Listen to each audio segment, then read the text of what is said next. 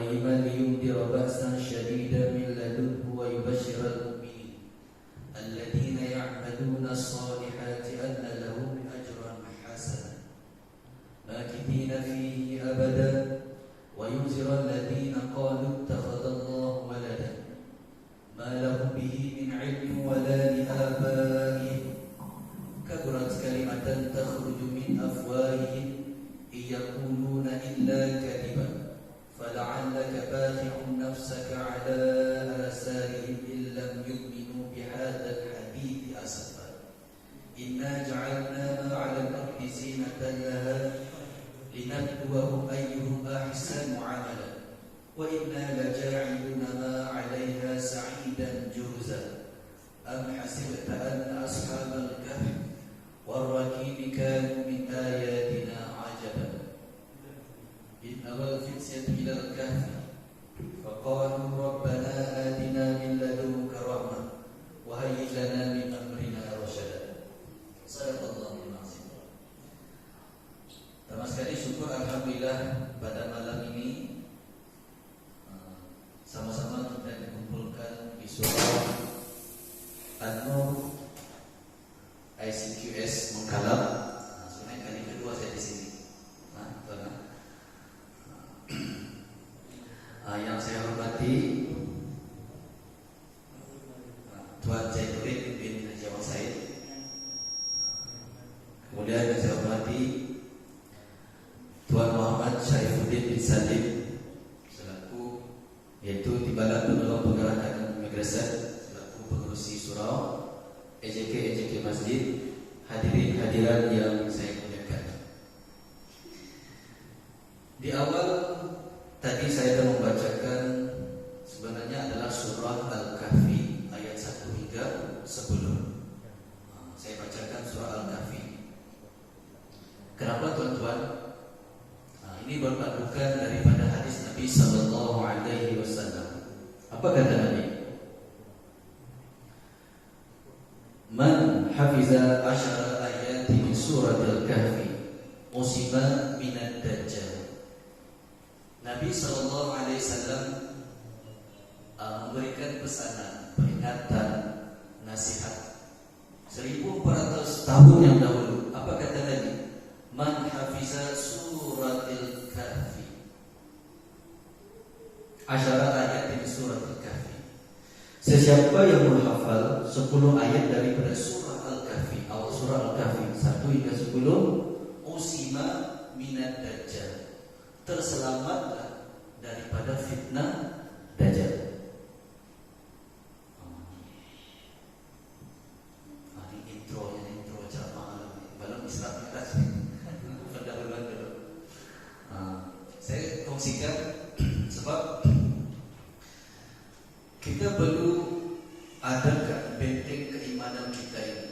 Apatah lagi sekarang ini kita ini berada pada akhir zaman. Akhir zaman ini banyak berlaku fitnah. Banyak sangat fitnah. Fitnah politik, fitnah ekonomi, bencana alam sana sini. Banyak berlaku fitnah peperangan sekarang ini di Rusia dan Ukraina. Bermula daripada fitnah. Dan kata ulama, kemuncak segala fitnah itu adalah munculnya dajjal. Dan dajjal ini akan muncul pada akhir zaman. Bila akhir zaman itu tuan? Apa maksud akhir zaman? Akhir zaman maksudnya selepas Rasulullah sallallahu alaihi wasallam tidak ada lagi nabi selepas itu. Tidak ada lagi. Dan bila tidak ada nabi, maksudnya tiada lagi umat selepas ini. Dan itulah maksudnya umat akhir zaman. Dan dajjal akan muncul pada akhir zaman ini. Hampir sudah.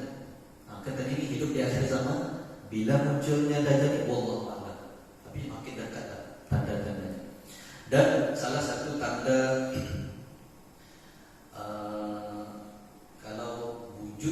munculnya dajjal ni tak lama lagi kiamat itu sebenarnya. Dan apa kata Nabi berdasarkan hadis Nabi? Man hafiza Man hafiza asyara ayat dari suratil kahfi, dengan keyakinan kita mempercayai sepenuhnya apa yang Nabi pesan kepada kita, kita yakin kita menghafaz, kita mengamalkan apa yang dalam surah kahfi ini. Mudah-mudahan sama-sama kita ini terlindung, terpelihara daripada segala fitnah, termasuk fitnah Dajjal nanti insyaallah. Hadirin hadirat yang saya muliakan, ini baru termasuk Isra Mi'raj. Jadi saya merakamkan terima kasih di atas terima kasih kepada Jawatan Kuasa Surau di atas jemputan ceramah Isra Mi'raj malam ini. Terima kasih ya Tuan Azizul sebenarnya kawan ini. Jadi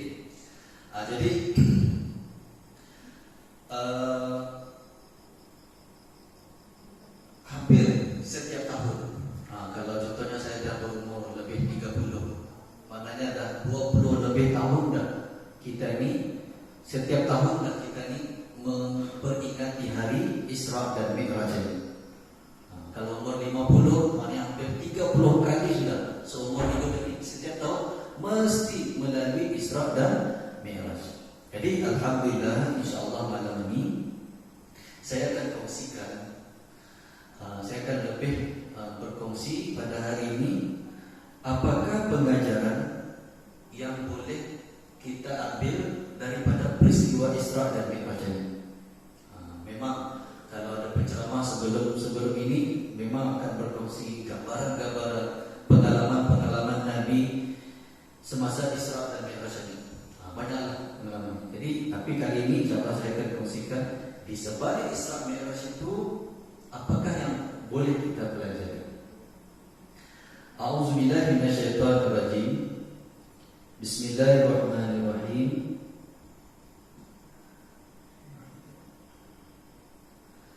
Subhanalladzi asra bi'abdihi lailan minal masjidil haram ilal masjidil aqsa alladzi barakna hawlahu linuriyahu min ayatina innahu huwas samiul basir. Sadaqallahul azim. Surah Al-Isra ayat yang pertama. Melalui ayat pertama ini, kalau kita tafsirkan, Allah Subhanahu wa taala telah merakamkan peristiwa Isra Mi'raj ini di dalam Al-Qur'an dalam surah Al-Kahfi. Subhanalladzi, Maha suci Allah. Allah memuliakan. Allah memulakan dengan Maha suci Allah. Alladzi asra bi'abdihi lailan, telah menjalankan hambanya. Ulama menyebut memperjalankan. Nabi Muhammad ini diperjalankan. Banyak perdebatan, adakah Nabi naik ke Sidratul Muntaha ini, adakah sama ada roh ataupun dengan jasadnya sekali ataupun roh sahaja. Dan ijma' ulama menyebut sepakat Nabi berjumpa dengan Allah Subhanahu wa taala itu dengan roh dan jasad. Lailan, lailan maknanya pada satu malam. Dari mana ke mana ni? Minal Masjidil Haram ilal Masjidil Aqsa. Daripada Masjidil Haram di bumi Makkah ilal Masjidil Aqsa, hinggalah ke Masjidil Aqsa, yaitu di bumi Palestina. Alladzi barakna hawla. Apa tujuan Nabi ini? Apa tujuan Nabi diperjalankan ini? Allazi barakna, yang kami berkati sekelilingnya.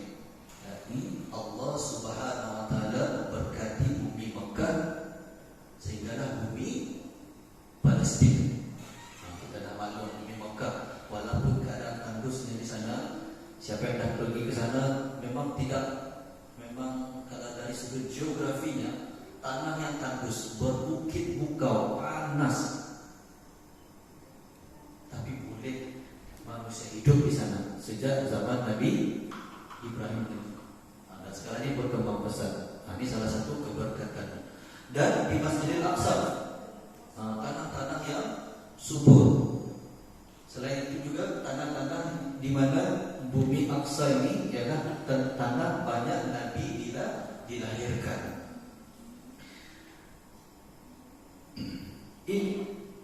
Linuriyahu min ayatina. Apabila Nabi diperjalankan itu bukan saja kan diperjalankan, tidak, untuk memperlihatkan kekuasaan dan kebesaran Allah Subhanahu wa taala sepanjang perjalanan itu. Innahu huwas samiul basir.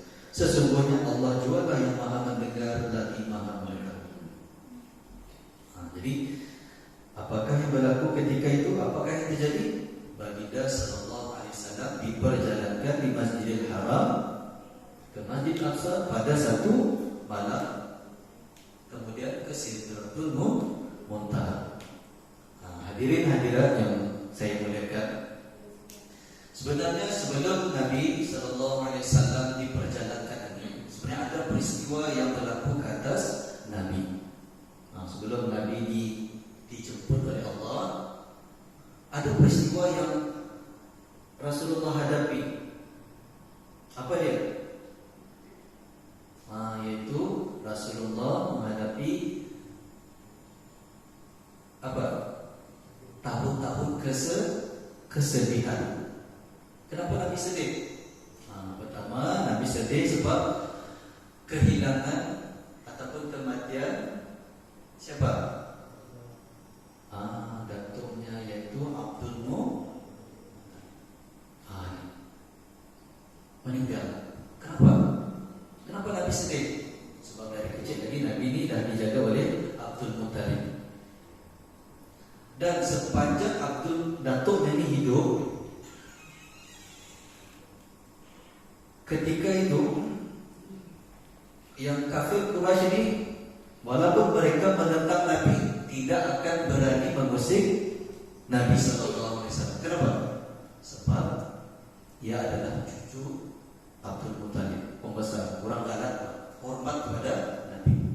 Walaupun mengajarkan Islam, walaupun menyebarkan Islam, tapi mereka tidak berani untuk mendekati Nabi sebab ada Abdul Muttalib, pembesar. Kalau ini tidak bangsawan, orang yang bergalak, orang takut. Tapi wafat, meninggal dunia. Ini sedih Nabi, sedih. Siapa lagi yang menjaga Nabi? Siapa lagi yang berada di belakang Nabi? Walaupun datuk ini tidak Islam. Kemudian setelah kematian Abdul Muttalib ini, meninggal lagi istrinya, yaitu Sayyidatina Khadijah. Lagilah pertama sedih Nabi sallallahu alaihi wasallam, sedih mana-mana. Ya Allah, kenapa dia bagi ujian macam mana? Dan macam dulu okey, menyebarkan Islam okey, tapi Allah turunkan ujian ini kepada Nabi. Sedih Nabi, sedih. Diriwayatkan Nabi ini tidak keluar sebulan, berjumpa orang penjara. Sedih Nabi. Lalu Allah memberikan berita gembira, memberikan hadiah daripada surah Al-Isra. Allah hadiahkan itu memperjalankan Nabi ini dari Masjidil Haram hingga ke Masjidil Aqsa. Macam kata tadi lah, sedih, berhurung saja. Tapi bila dibawa berjalan, esok kami ke Bukit Bangka. Syuk banget, syuk banget macam mana? Apa tak lagi naik kapal terbang? Apa tak lagi ke luar negara? Seronok. Itulah perumpamaan Nabi. Nabi diberi hadiah setelah kesedihannya itu mendapat jemputan daripada Allah, tanpa memikirkan banyak kesedihannya ini. Telah ditolak, tapi kenapa? Ada jemputan daripada Allah Subhanahu wa taala. Kemana ni? Berjumpa Allah. Perintah Allah, jumpa aku, kata Allah. Itu yang intro sedikit lah, ringkasan tentang Isra dan Mi'raj. Hadirin hadirat yang saya seperti yang saya di awal tadi, insyaallah pada kali ini saya akan berfungsi sedikit. Saya akan lebih kepada apakah pengajaran yang boleh kita ambil daripada peristiwa Isra dan Mi'raj. Kita dah tahu dah Nabi naik ke langit hari 27 Rejab yang lepas. Kita dah tahu dah peristiwa tersebut. Dan apa yang penting adalah apa yang boleh kita pelajari daripada peristiwa tersebut. Pengajaran yang pertama ialah Isra Mi'raj memantapkan keimanan umat Islam. Ini poin yang pertama. Poin yang pertama, melalui peristiwa Isra Mi'raj memantapkan keimanan umat Islam. Sama ada yang hidup ketika Nabi hidup ataupun sehingga kita hari ini. Okey. Saya ada satu persoalan. Sejauh mana Isra Mi'raj ini mampu meningkatkan keimanan kita? Sejauh mana? Sedangkan pada ketika Nabi naik ke langit itu turun, Nabi bagi tahu kepada para sahabat, pada orang ketika itu ada yang murtad. Apa maksud murtad? Berpaling kepada Nabi, tidak lagi percaya kepada Nabi, tidak lagi percaya kepada Nabi. Yang dulunya beriman, yang dulunya suka kepada Nabi, yang dahulunya percaya kepada Nabi. Selepas saja peristiwa Isra dan Mi'raj itu, sudah 360 berpaling dada, tidak lagi percaya, tak lagi percaya. Kenapa? Tak boleh percaya Nabi. Kali ini tak boleh percaya. Yang lain tak saya boleh percaya. Tapi bila Nabi bagi tahu naik ke langit, ini di luar kemampuan akal, tidak boleh. Saya tak akan percaya Nabi. Saya tak percaya Nabi.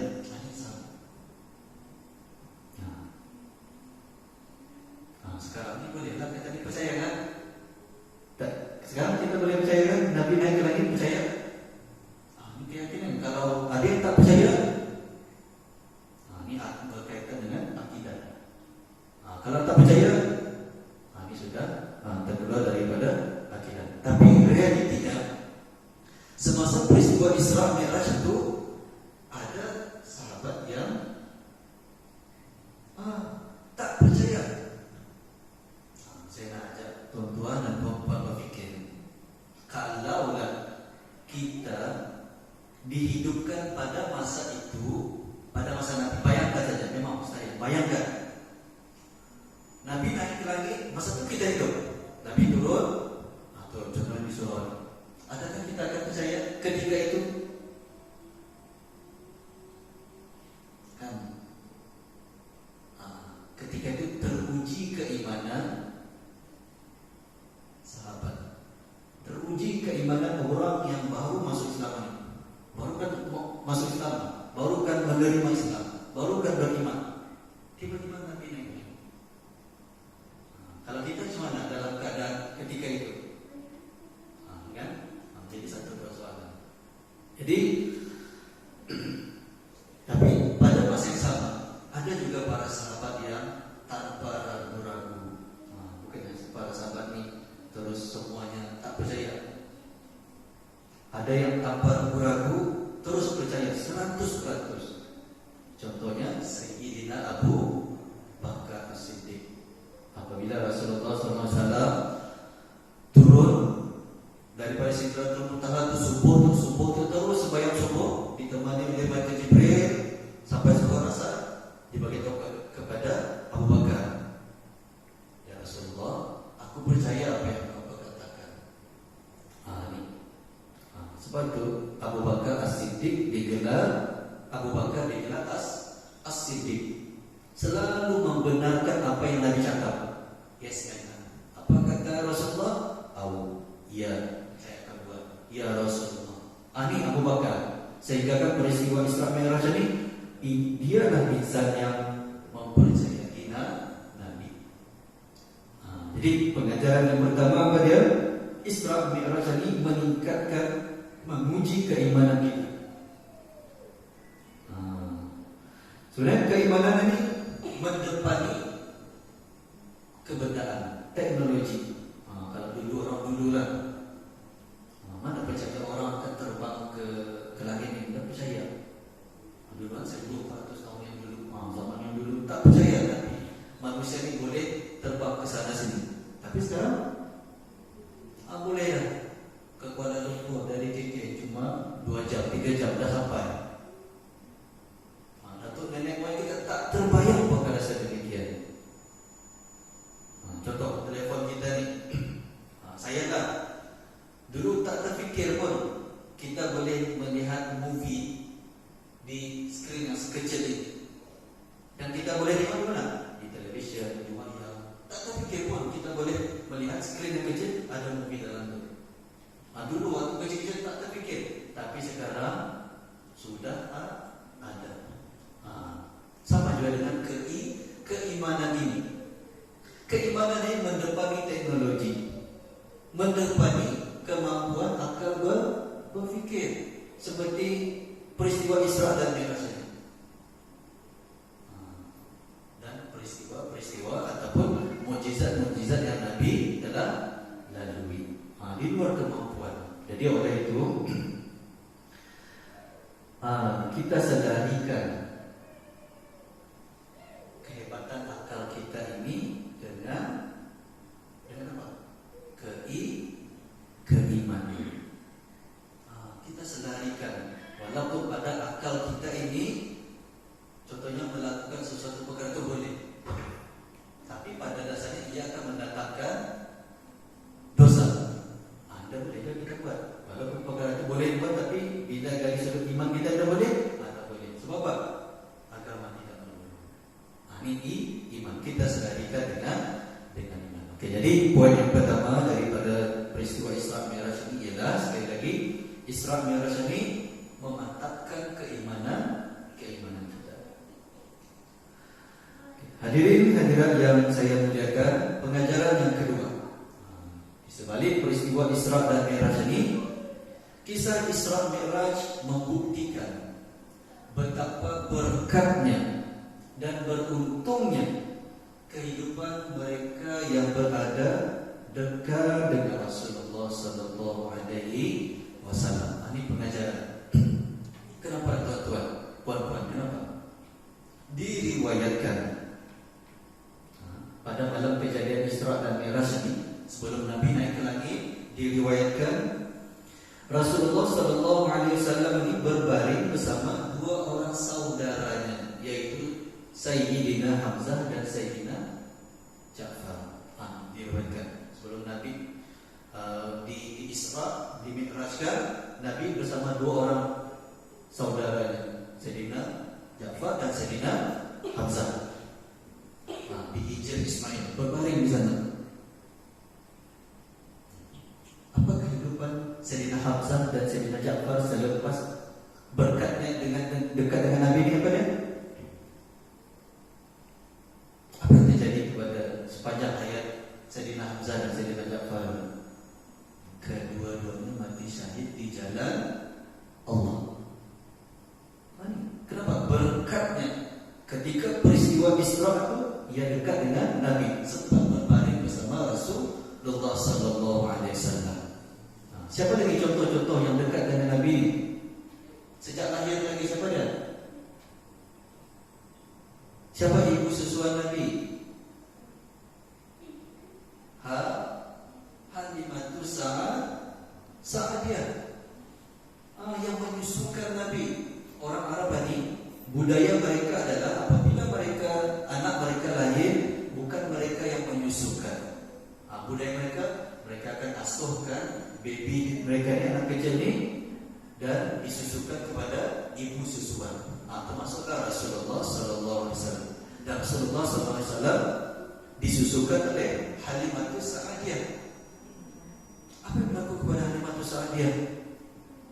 Berkatnya hidup dekat dengan Nabi, walaupun Nabi masih kecil, dilimpahkan rezeki yang melimpah ruah. Halimatus Sa'diyah ini hidup adalah kaum Badui, kaum yang hidup di kawasan pedalaman, bukan di kawasan Hadari, kawasan Badan, jauh pedalaman. Halimatus Sa'diyah Tapi berkatnya hidup dengan Nabi, menyusukan Nabi, rezekinya melimpah, melimpah. Dan banyak lagi contoh-contoh yang lain yang menunjukkan sesiapa yang dekat dengan Nabi Sallallahu Alaihi Wasallam akan mendapat keberkatan. Nah, ini pengajaran yang boleh kita ambil daripada peristiwa Isra dan Mi'raj ini. Termasuklah makhluk yang lain, buruk. Buruk ini pun adalah hewan syurga. Kenapa? Memperjalankan Nabi. Jadi untuk itu sama pada masa yang sama dalam kehidupan seharian kita ini. Jadi apa yang boleh kita pelajari, kita dekatkan diri kita ini dengan orang yang alim, orang alim ulama. Kita dekatkan, jangan kita menjauhkan ulama.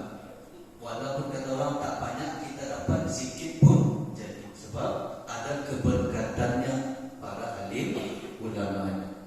Walaupun sebenarnya tu ketani tidak suka latar belakangnya, tapi disebabkan keilmuannya, kefakihannya, kita berpandangan mengikut mereka. Jadi kita ambil keberkatan yang ada pada mereka. Ini pengajaran yang boleh kita ambil daripada peristiwa Isra Mi'raj, yaitu Isra Mi'raj ini membuktikan siapa yang dekat dengan Nabi, hidup dekat dengan Nabi, hampir dengan Nabi, akan mendapat keberkatan, akan mendapat barakahnya. Oke, itu yang kedua. Dan hadirin yang saya muliakan, dan yang keempat, apa pengajaran yang boleh kita ambil daripada peristiwa Isra dan Mi'raj ini ialah Isra dan Mi'raj menyeru kita untuk menjauhi perkara yang mungkar dan perkara yang dilarang. Seperti semua sedia maklum, Nabi Sallallahu Alaihi Wasallam di semasa dalam perjalanan itu, Nabi telah diperlihatkan apa? Keadaan neraka dan keadaan syurga. Dalam syurga, nanti insyaAllah hari lain yang kita akan kongsikan. Nabi diperlihatkan keadaan neraka. Apa yang dinampakkan? Berbagai-bagai keadaan manusia ketika itu. Sebagai contoh, ketika itu ada manusia yang menghantukkan kepalanya ke batu, hantuk, pecah, bercantum semula, hantuk, pecah lagi, hantuk lagi, pecah lagi. Dan Rasulullah bertanya, wahai Jibril, siapakah Jibril?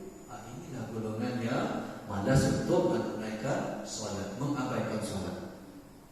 Jadi apa yang kita dapat ambil dari di sini ialah Nabi sudah diberi petunjuk, diberi gambaran, diberi suasana neraka ini bagaimana. Dan apa yang patut kita pelajari ialah kita jauhi neraka ini. Seperti semua kita maklum, na'udzubillah min zalik, api neraka ini bagaimana? 70 kali dahsyatnya daripada api dunia ini. 70 kali lah. Kalau ada lighter tu, tampak kan, dapur gas di rumah tu, kita tak ada tangan kita sekali, 70 kali. Tak ada. Macam itulah rasanya api neraka. Yang mana dalam peristiwa Isra Mi'raj, Nabi telah dipertunjukkan. Jadi marilah sama-sama kita menghayati ini semua nama lemah, bentuk-bentuk balasan, penyiksaan ke atas orang-orang yang ingkar dengan ajaran Allah Subhanahu wa Ta'ala. Banyak lagi sebenarnya banyak yang telah ditunjukkan kepada Nabi ini semasa diperjalankan, dipetunjukkan keadaan tempat neraka sedemikian. Jadi itu yang ketiga. Dan yang keempat, apa pengajaran daripada peristiwa Isra dan Mi'raj ini? Peristiwa Isra dan Mi'raj mengajak kita untuk sama-sama mengambil berat tentang solat fardu lima waktu. Tuan-tuan, puan-puan yang saya hormati sekalian, ini cukup berat. Nampak macam senang 5 waktu, tapi cukup berat. Rasulullah sallallahu alaihi wasallam telah menerima perintah solat fardu secara langsung daripada Allah. Ini spesial. Semasa peristiwa Isra dan Mi'raj, sebenarnya misi utama Nabi adalah apa dia? Ingin berjumpa kepada Allah, dan Allah ingin menyerahkan satu perintah, yaitu perintah solat untuk dibawa kepada umat manusia. Tuan-tuan, puan-puan,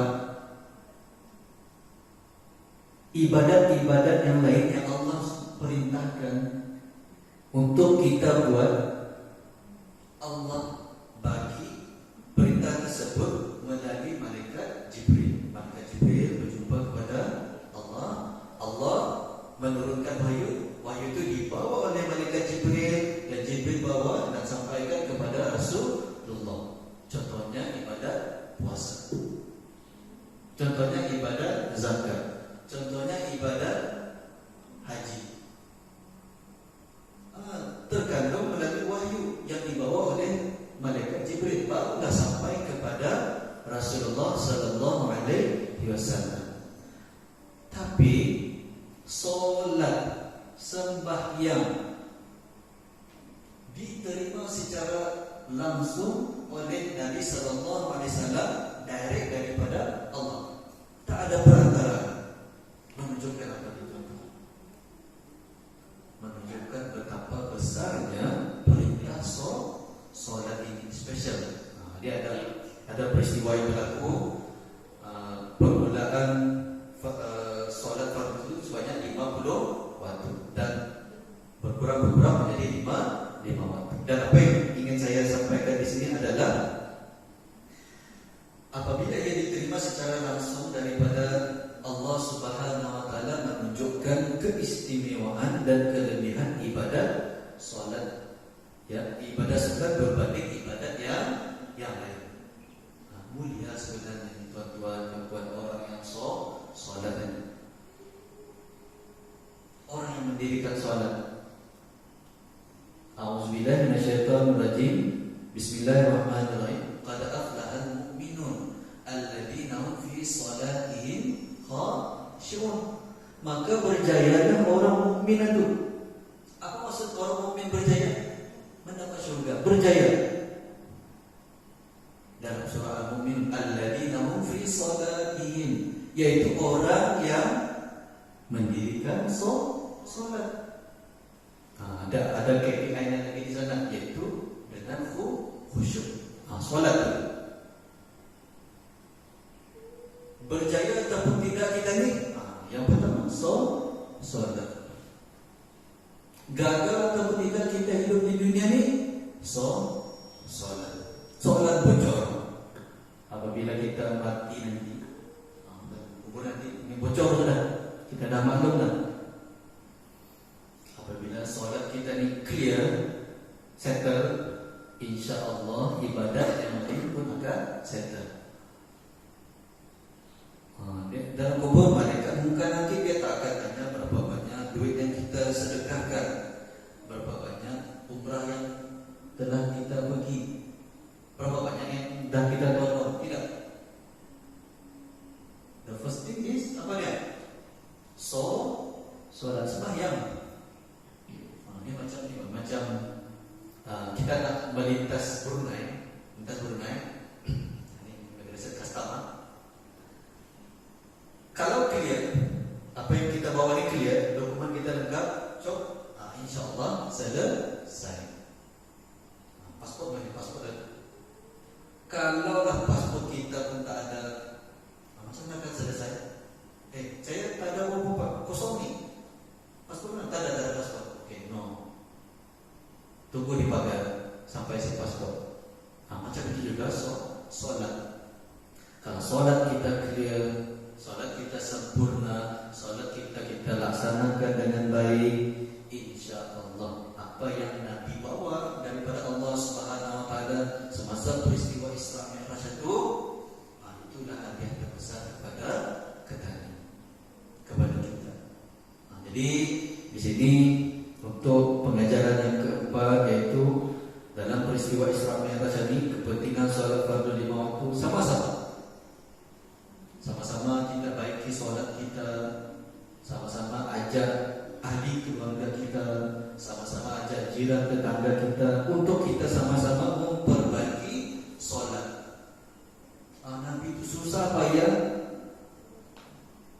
dalam peristiwa Isra Mi'raj itu diperjalankan dalam satu malam itu berjumpa dengan Allah, membawa perintah salat, tapi hari ini kita abaikan. Jadi inilah yang perlu kita pikirkan, perlu kita hayati bersama-sama melalui peristiwa Isra Mi'raj ini sama-sama mulai hari ini. Sama-sama kita berbagi solat fardu 5 waktu ini. InsyaAllah boleh ya tuan-tuan. InsyaAllah. Dan yang terakhir untuk apakah pengajaran daripada peristiwa Isra dan Mi'raj ini yang boleh kita pelajari ialah, yaitu melalui peristiwa Isra Mi'raj menunjukkan kepentingan Masjidil Aqsa dan kawasan sekitarnya pada umat pada masa. Saya memberikan sudut pandang yang berbeza. Kenapa? Bila kita fikirkan, bila kita renung dalam banyak-banyak tempat, Allah Subhanahu wa taala telah memilih dua tempat ini, Masjidil Haram dan Masjidil Aqsa, bumi Mekah dan bumi Palestin. Kenapa ni? Apa yang sebenarnya Allah nak tunjukkan? Kenapa Allah pilih kedua tempat ini? Kenapa tak pilih Lawas? Masa itu famous Lawas. Kenapa tak pilih Malaysia? Tapi kenapa Allah pilih bumi Palestin? Mesti ada sebab kan? Mesti banyak sebab. Sebabnya banyak sebabnya. Bumi Palestin ini bumi yang diberkati. Awal tadi saya dah beritahu, yang mana bumi Palestin ini banyak nabi-nabi dilahirkan di sana. Sebahagian besar nabi ini banyak dilahirkan di Palestin, dalam kalangan Bani Israel. Ini tanah bumi Anbiya. Allah berkati, Allah pilih tempat. Okey, yang itu sudah benar. Tapi apa sih kontennya dengan kita pada masa ini, dengan bumi Palestin ini? Apa kaitannya? Adakah sekadar sejarah bumi para nabi, ataupun sekadar kita melihat televisyen setiap hari diserang? Sebenarnya dalam melalui peristiwa Isra Mi'raj, Allah ingin menunjukkan dua tempat, Makkah dan Palestin, bahawa Masjid Al-Aqsa, bumi Palestin ini adalah bumi umat Islam. Kalau dulunya tanah para nabi, sekarang ini apa yang berlaku di sana? Apa yang berlaku di sana? Saudara-saudara kita telah dikepung. Ini kalau kita baca media sekarang ya, apabila Ukraine diserang, seluruh dunia pick up prayer for Ukraine.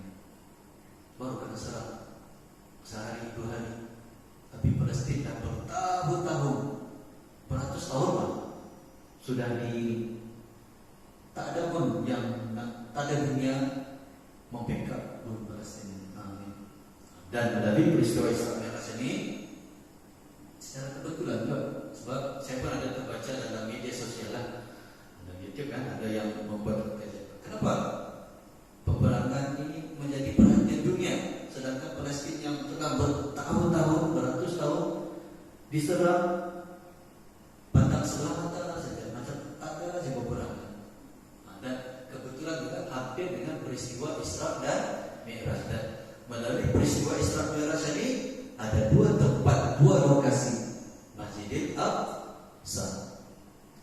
Jadi sebenarnya bumi Palestin ini bukan sebagai tempat persinggahan Nabi semata-mata. Seperti yang semua sedia maklum, sebelum Nabi naik ke langit menerima perintah wahyu itu, Nabi mengimami para nabi di sana. Nabi ini mengimamkan sholat semua para nabi di Masjidil Aqsa. Dan bumi Palestin ini bukanlah sekadar tempat pelancongan, bukan tempat sejarah, tapi lebih lagi daripada itu. Itulah bumi untuk umat Islam, untuk bukan sekadar orang penduduk Palestin sana, tidak. Walaupun kita di Malaysia, itulah kita ada saham kita di sana. Kita ada share, kita ada di sana.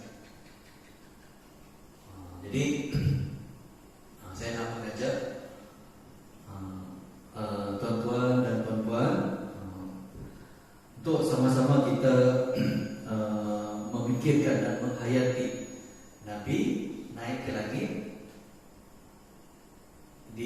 daripada Masjid Haram, Masjid Aqsa. Kenapa tempat itu dipilih? Pasti ada hikmahnya. Dan sekarang ini membuka mata kita, membuka minda kita, sama-sama kita mengambil berat, sama-sama kita memberi sokongan. Walaupun kita ni jauh berada dari tempat Palestin, walaupun tak ada pertalian darah ada, cuma kita ni ada pertalian sama apa?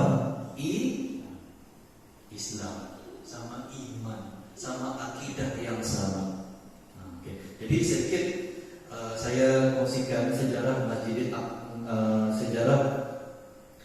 Masjidil Aqsa ataupun bumi Palestin. Sebenarnya Palestin ini bumi yang diberkati, bumi para nabi ataupun bumi para Bani Israel. Allah memuliakan Bani Israel sebab di dalamnya banyak lahir nabi. Allah pilih nabi banyak sebagian besar ini dalam kalangan Bani Israel.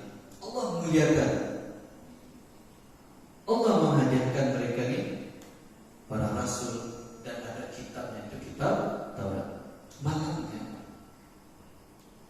kaum Israel ini, mereka ini menolak dan melakukan kerosakan. Inilah perangai satu Bani Israel, membuat kerosakan dan membuat kejahatan. Dan yang paling teruk adalah mereka ini membunuh nabi mereka sendiri. Ini memang target mereka, membunuh para nabi. Okey.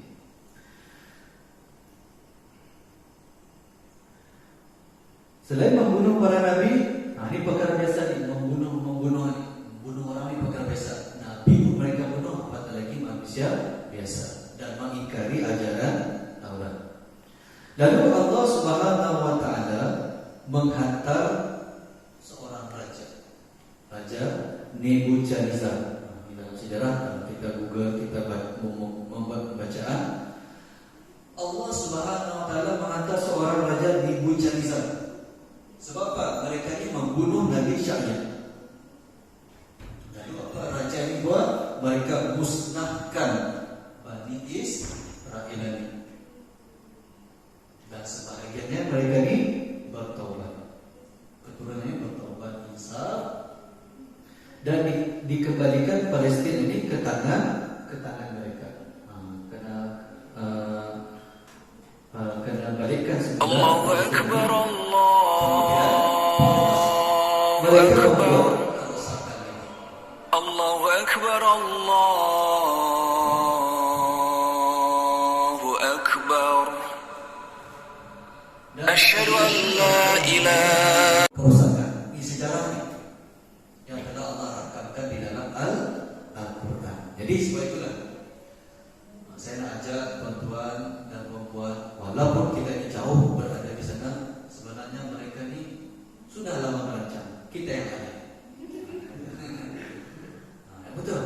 Perancangan mereka ini cukup halus, cukup taktikal, bukannya daripada short term punya, jangka masa yang panjang, dari segi ekonomi, dari segi politik, pendidikannya, perancangan mereka ini sebenarnya mereka ini tidak akan reda umat Islam. Ini perangai kaum keturunan Bani Israel ataupun Yahudi ini, dengan spesifiknya lagi adalah Zionis ini. Jadi melalui peristiwa Isra Mi'raj ini sama-sama kita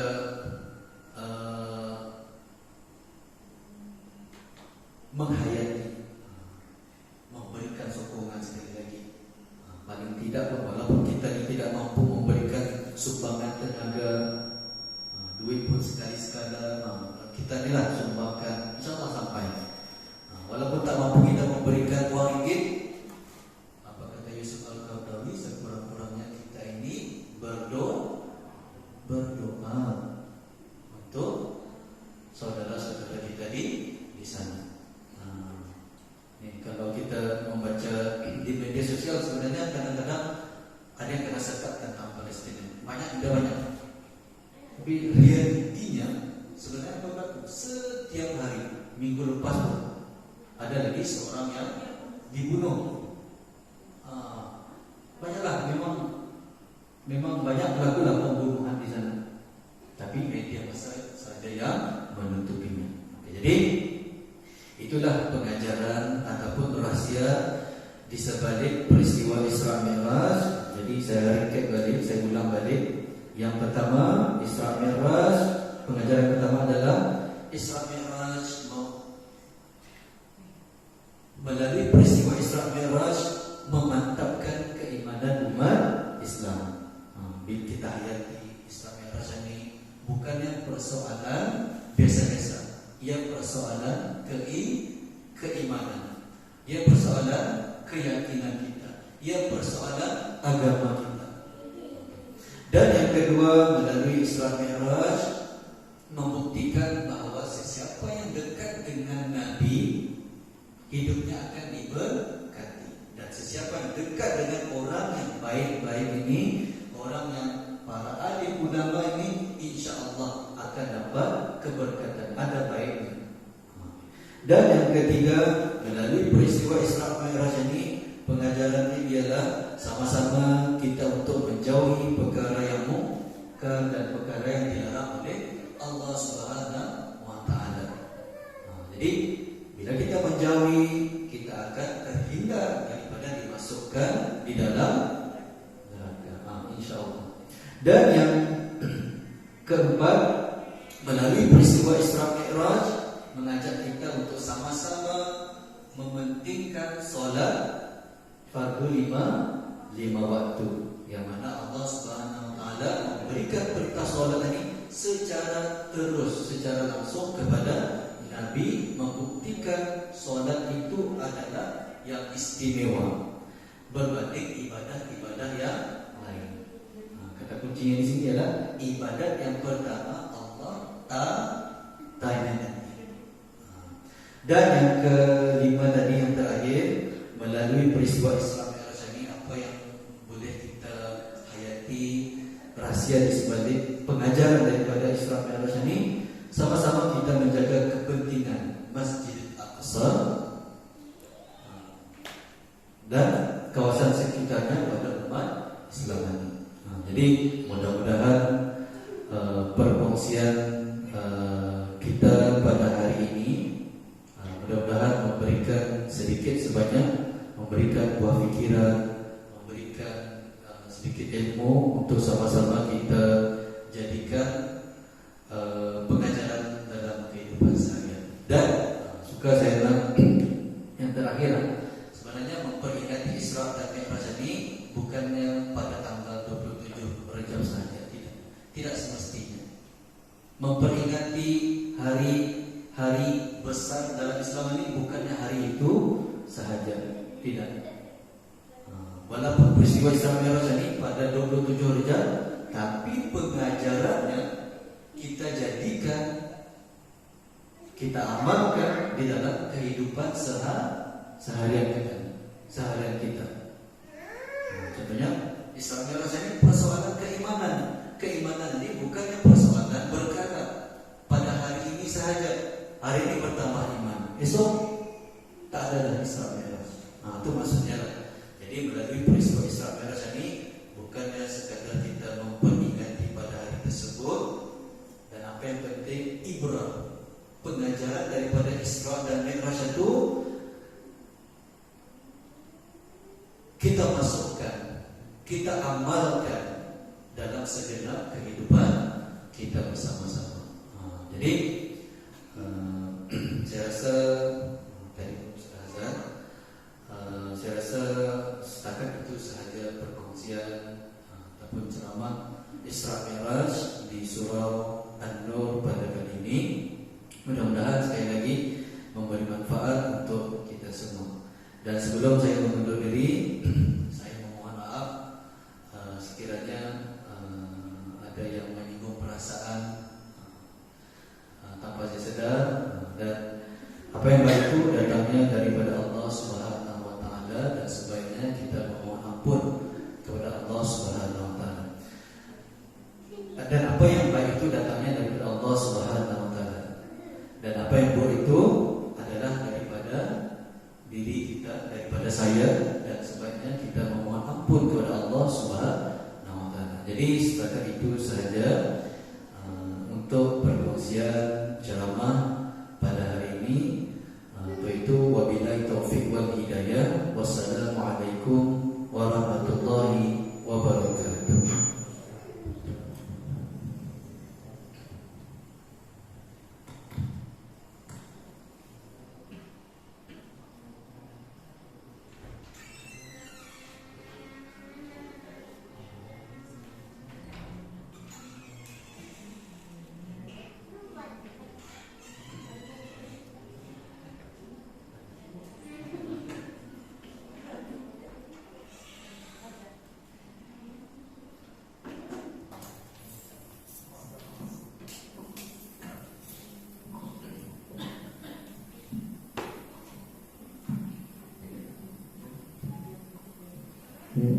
Demikianlah ceramah agama yang dapat disampaikan pada malam ini. Semoga dapat bermanfaat bagi kita semua dan dapat kita aplikasikan dalam kehidupan sehari-hari. Lebih dan kurangnya mohon dimaafkan. Yang benar datangnya atas bimbingan Allah Subhanahu wa taala, dan yang salah